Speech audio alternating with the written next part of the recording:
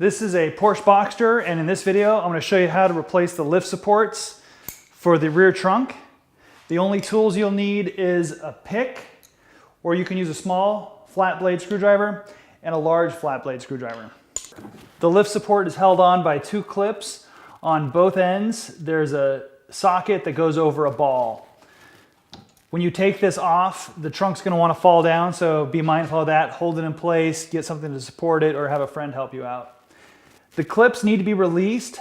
You can do it with a small flathead screwdriver. You can dig underneath there, but if you have a pick, it's much easier. You just slide the pick underneath there, pull that clip out, go to the bottom one, slide it underneath the clip,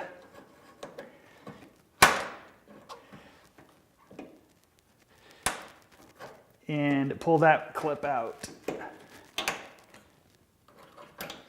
Now to take the lift support out, we're going to lift up on the weather stripping using a large screwdriver. I'm going to go down in here and I'm going to pry the lift support off of the ball. And then up here, I'm just going to pound it.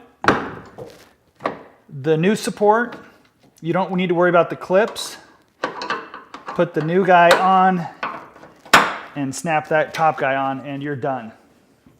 While you're here working on this, it's a good idea to take some white lithium grease and hit the joints, hit all the pivot points, and lubricate those guys.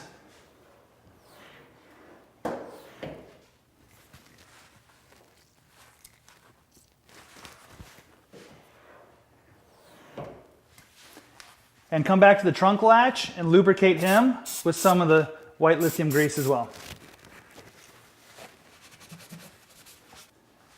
And there you go. It's super easy to change these guys.